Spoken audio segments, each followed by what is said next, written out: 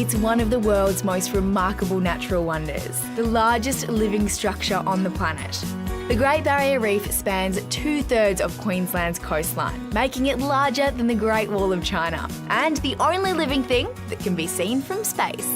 And if you think it's impressive from above, well, there is another out-of-this-world experience waiting below.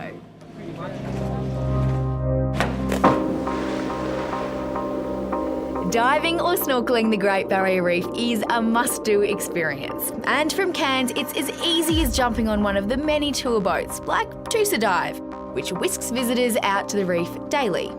It's incredible to see this underwater world for yourself. But if you really want to go below the surface, you can now join a marine biologist on a guided expedition.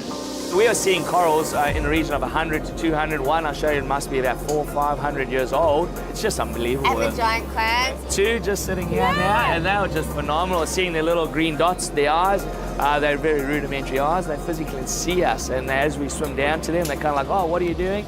And sheer size of them, 1.5 meters, 350 kilograms of clam. It's just out of this world. Gareth Phillips is a marine biologist and runs Reef Teach in Cairns. He started these guided dive and snorkel trips to give visitors a greater appreciation of the reef. Unbelievable that just in that little space, we saw so much.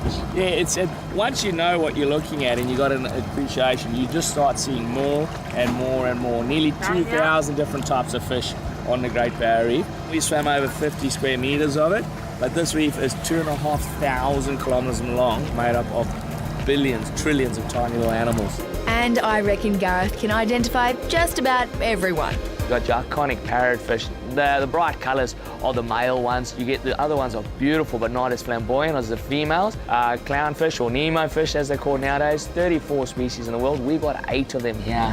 So the black and white spotty one, that's the many-spotted sweetlips. They're called sweetlips because they've got big rubbery lips. We often joke, call them the Angelina Jolie fish or the Mick Jagger.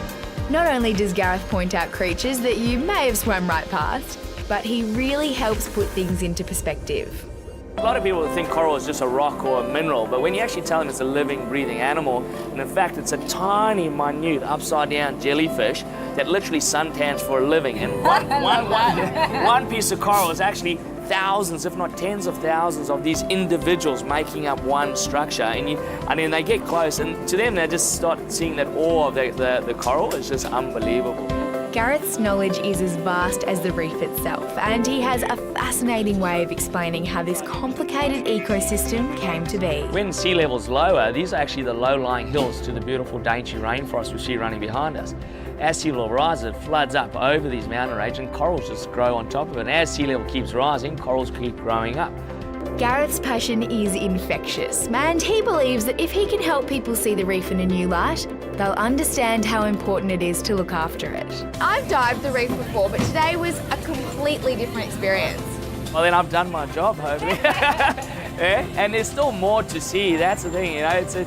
It's such a large place. There's so much to the Great Barrier Reef. We all still discovering it, and we can just show you the tip of the iceberg and hopefully inspire people to see more, learn more, keep asking us more questions. And even for me, I see it every day, and it's a privilege and an honour to see it.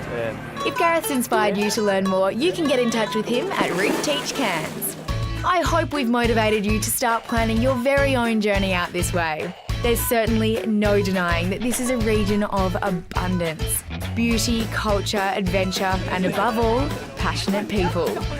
You'll find all the details on the Queensland Weekender website. Make sure you visit our Facebook page for videos, events, and behind-the-scenes pics.